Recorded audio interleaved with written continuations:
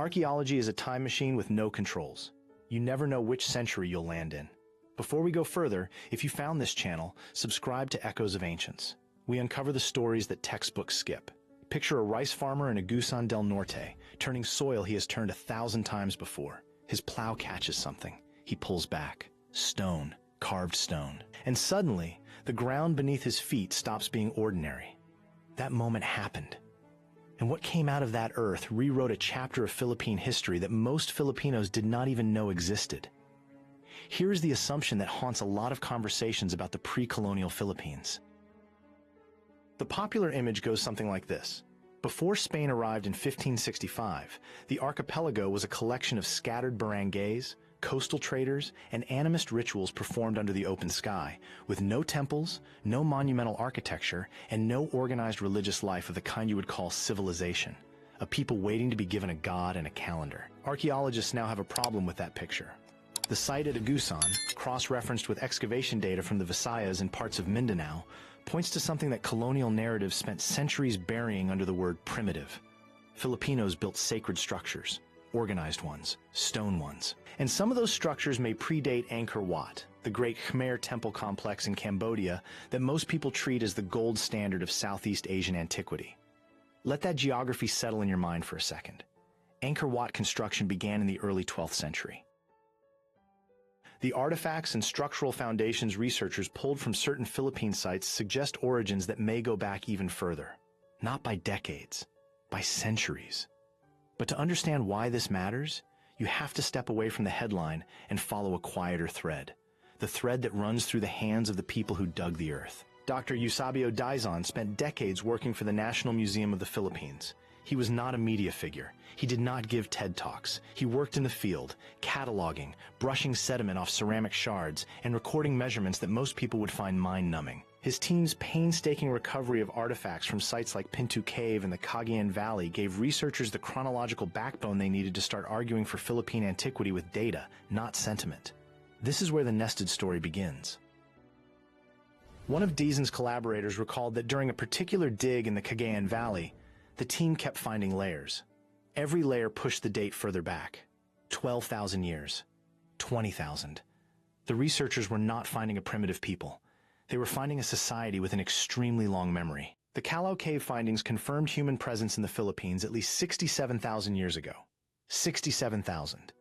That number dwarfs most of recorded Western history combined, and those early inhabitants were not wandering aimlessly. They had tools. They had ritual. The remains found there suggest deliberate burial practices, which archaeologists read as evidence of belief systems, of organized thought about life and death. Stop there. Hold that image.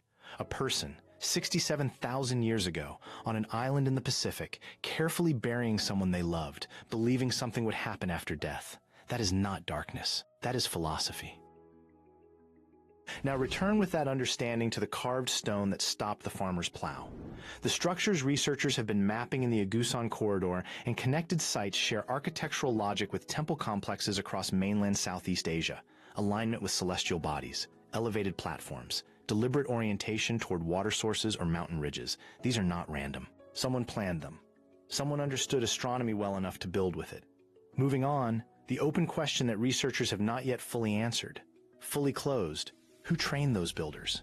Here's where the story folds into itself. Philippine contact with the Hindu-Buddhist world of Southeast Asia predates Spanish colonization by at least 1,000 years. The Laguna copperplate inscription, discovered in 1989 near the mouth of the Lumbang River, carries a date corresponding to 900 CE in the Gregorian calendar. It's written in Old Malay with Sanskrit loanwords. It references a debt settlement.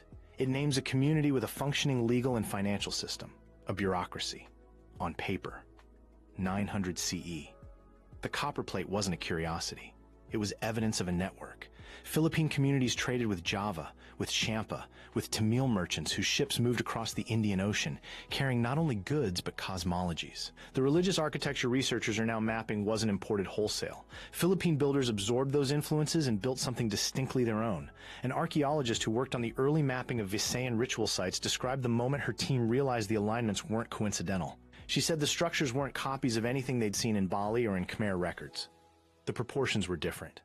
The materials were local.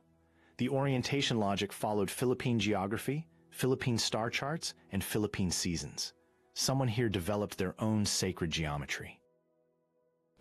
And that someone wasn't a single genius architect. It was a community, a priestly class, a body of accumulated knowledge passed between generations in a language the Spanish later worked very hard to suppress. The Baybayin script, the pre-colonial writing system of the Philippines, survived in fragments precisely because colonizers recognized its power. Literacy tied to a pre-Christian cosmology was seen as dangerous. Spanish friars documented Baybayin partly out of scholarly curiosity and partly to control its use. The script connected Filipinos to a written tradition that made Spanish spiritual authority harder to establish as absolute. Consider what that means.